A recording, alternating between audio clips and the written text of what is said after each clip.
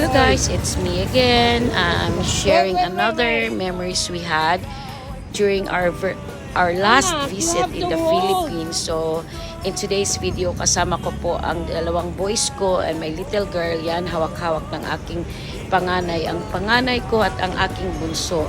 And then, the other second son is the one walking with the cousin, anak ng kapatid ko, at saka mama ko with my other niece.